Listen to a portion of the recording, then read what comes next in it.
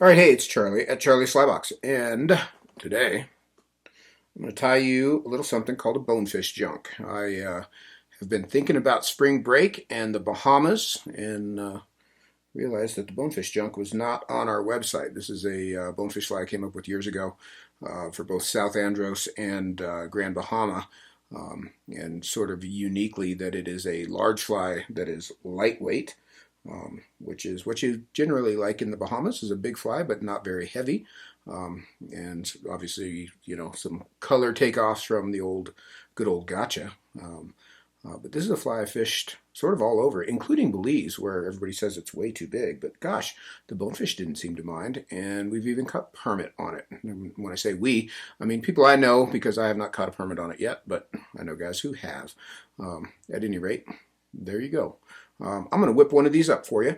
And it's tied on a Tiemco 811S size 2.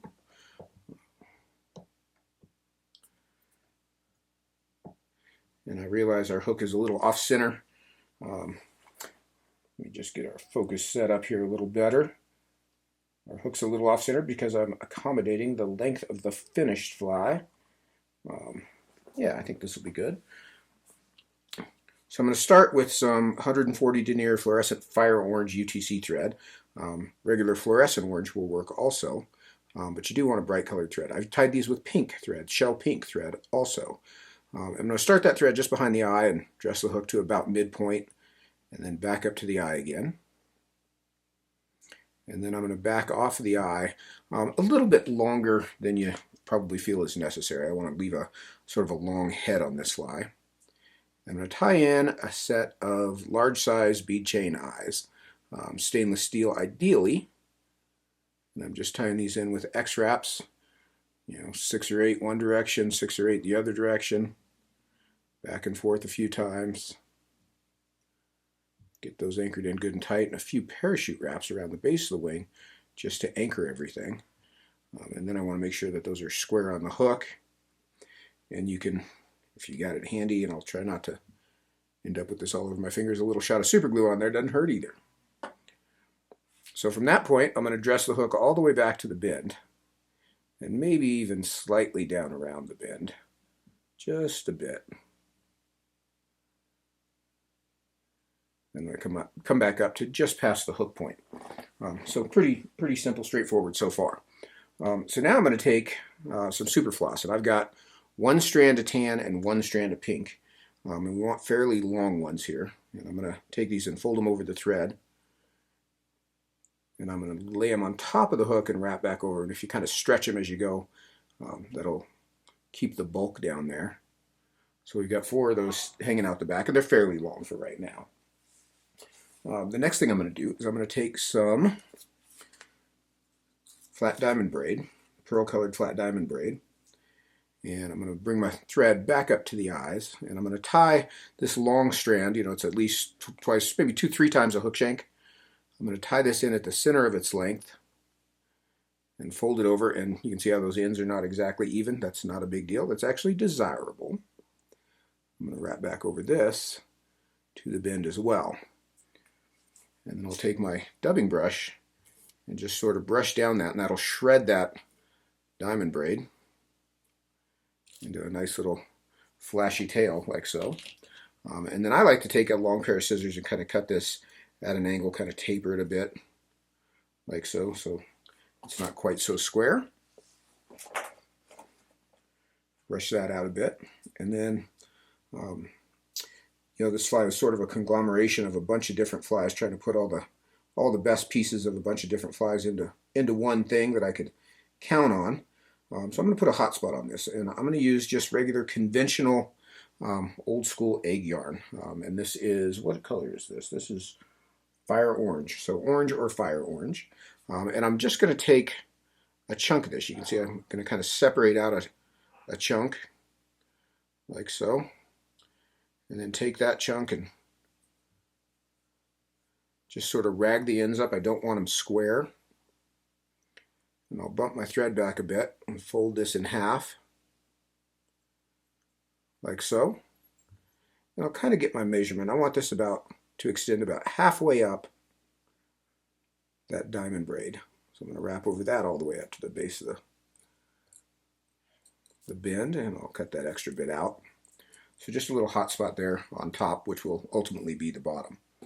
Now I'm going to put a couple of eyes on this. I wrote about this fly in my Charlie Slybox book, and I believe it was in the Bahamas. I'm sure it was, actually. Seeing bonefish, actually seeing a shrimp in the water that the bonefish were eating, and they had very prominent bright green eyes. So green or orange eyes seems to be the key, and these are just mono eyes, melted mono, and I used to make these with epoxy. Now I make them with resin. So just a little, just melt the end of the mono, make a little nub, and then dip it in colored resin and cook it with your lamp. So I'm going to tie one eye in on this near side, and I like to angle these, in this case it's down a bit, so that when the finished fly is done, they're sort of angling up. And then I'll put one on the other side and anchor it down. And obviously I cut those eyes to the same length, so I was able to butt up the ends, and then the front ends come out the same. And then I'll kind of spread those out a little bit. They're on heavy mono. I think 25 pound is what I've done those on. So you can kind of get an idea there of what I just did. Just anchor everything down. So now I'm going to take, let's see, where is it? 4 strands. Am I going to take 4 strands? What am I going to do here yet? I'm going to tie in some more pearl braid. So I'm going to take a long piece of diamond braid, and I'm going to tie this in here just behind the eyes. And I just keep it on top of the hook, and I'm going to wrap over it right up to the base of the tail there. And at that point, I'm going to take 4 strands. So I've got 2, in this case, I've got 2 tan and 2 pink strands of super floss. And these are, 4 or 5 inches long. And I want the ends, sort of even, but I don't want them square cut. So I'm going to take all 4 of those and lay those right in at the bend and anchor those up just under the eyes, like so. Then I'm going to lift all 4 of these butt ends up, and I'm going to work about halfway back, about midpoint on the hook, and I'll tie them down again there. And I can lift those up again and bring my thread right up in front of the eyes. We'll just let those dangle out of the way for the moment. So now I'm going to pick up my diamond braid, and I'm going to start to wrap the body. And I want pretty overlapping turns here. We're going to build a bit of a taper as we go. So 3, 4, 5 turns there. And then I'm going to grab 2 of the legs, and I usually try to grab 1 tan and 1 pink, and I'll pull it back toward the bend and tie it down with the diamond braid. Get a couple more turns here. I want to get off the edge of that taper. And then I'll grab the next 2 and overlap those as well, and just continue forward. So you can see all those legs are now sweeping toward the hook bend. When I get to the eyes, I'm going to make a figure 8 around the eyes to make sure I cover all that orange on both sides. And then I'll tie that off just behind the eye and clip out that extra. You can save that little stub piece that you've got for the flash at the back end of the next one. All right, so I'm going to turn this over just to make this easier. I don't usually turn this over. I just kind of do the rest of the process from the top, but I'm going to turn it over. It's going to make this a little easier for you to follow along. So I'm going to take one more piece of diamond braid, and I'm going to tie it in at the center of its leg. So I folded it around the thread, and I'm going to tie it in just behind the eye and wrap over it just to the front of those bead chain eyes. One a little longer than the other. And I'm going to shred it the same way. So I'll just use this is my stainless steel dubbing brush, and you can see if you just kind of work up this, it unfurls that braid. And if it's real square, you can kind of come in and trim that off. Give that a little trim. Make a big mess all over everything. And then for the wing is polar fiber. And this is shrimp colored polar fiber, tan colored polar fiber.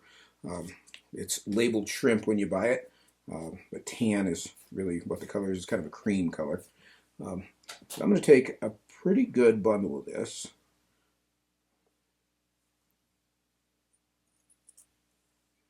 And when I cut it off, I want to pull all that under fur out. So I can kind of work through here. Trying to do this on the camera for you makes this a little messier than it really is in real life. But bundle that clump up like so. Now those tip ends are pretty wispy, so I'm going to kind of hand stack that. So I'll pull out the longest ones and kind of restack that maybe a couple times, trying to get it into one nice solid clump, about like so. You can use a brush to run through it to kind of clean it up a little bit, so I've got a nice thick bunch like so.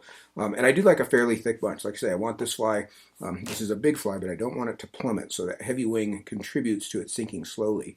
I'm going to measure the tips of this just short of this flash, and I'm going to tie this down right at the front edge of the eyes, right on top of the hook, and I want to make sure I get that anchor down good and tight. And then I'll pick these butt ends up and I'll come in and trim those remaining stubs at an angle. And that'll set me up to build a nice clean thread head to cover this. And the thread head on this fly is actually part of the fly. It's kind of a hot spot.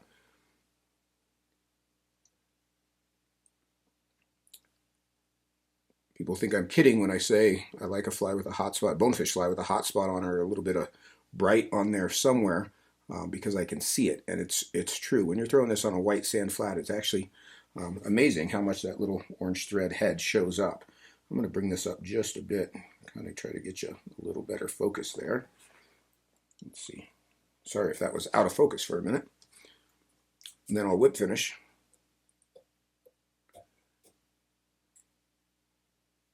That orange thread and clip it out of there. Now I'm going to take all of these legs that are hanging out of the body, and I use an orange marker here. I'm just going to bar this up a little bit. So I'm just going to stretch these tight and run the marker crossways across all four of those legs. You may have to hit both sides. Looks like I got them pretty good. And then these antennae that are at the back, I'll do the same thing. And I don't trim them until after I've colored them. It just, that extra length makes it a little easier to do the job. And you can, of course, model that with different colors. I've got a sepia marker here. You could certainly go in and add some sepia bars to that as well if you wanted to mix that up a little bit.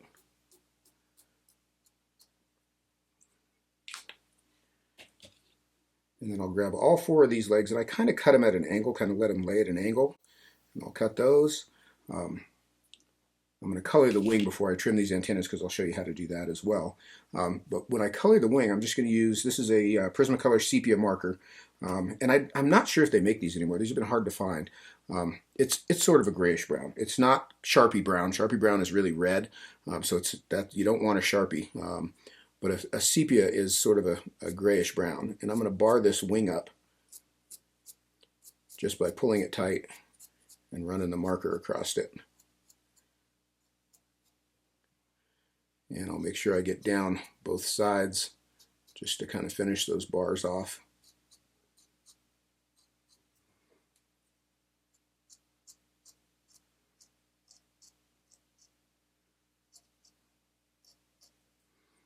Like so. And then I let that sit for a second, but not too long. And then I'll take my brush and start to brush through. And what that does is sort of softens the edges of that color a bit. And will kind of help to bleed that wing around the hook point. Just since this is sitting here, I'm going to turn this upside down again, put it back right side up in the vise. I should have used my rotary vise for this just to make it easier on you guys to see. But I'm going to trim these antennas just a touch longer than the end of that flash.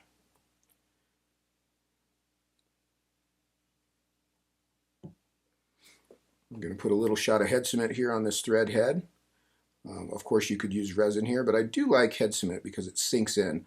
I think I've spoken about it before. If you're going to resin the head of a fly where it's got an actual thread head like this, you should head cement it first and let that dry, and then go in and put your glossy, shiny coat of resin over the top of that. I like to put a little cement on that juncture between the eyes as well. That just keeps those locked in.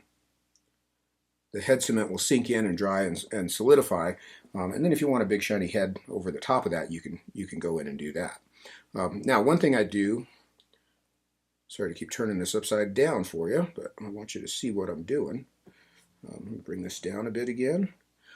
These bottom legs I'm going to take, and because they're tied down under that wide floss, you can kind of take and spread those a bit so that they stick out to the sides, like so. And ultimately, we've got this super shrimpy little critter called a bonefish junk. That has been one of my very favorite flies for bonefish. This and a maybe I'll do the kind herb next. But that's the two bonefish flies I fish the most. The flip flop is a good one as well. That video is already up. But if you're looking for a fly for the Bahamas, this would be an awfully good choice. It's a cool one. Tie some up. Let me know how you do when you go catch your first bonefish, or if you catch your last bonefish. Let me know too. I guess you never really know if it's your last one, do you? At any rate, this is a good fly to catch any bonefish on, and it's fun to tie. It looks good, and your guides will actually let you fish with it, which is unusual, because most of the time you go on a saltwater trip and you pull out your box of flies and the guides all tell you those are not the right ones. Well, sucker, this is the right one. And if he tells you it's the wrong one, put it on anyway, because it'll still work, I know. Thanks for watching, you guys. You guys take care.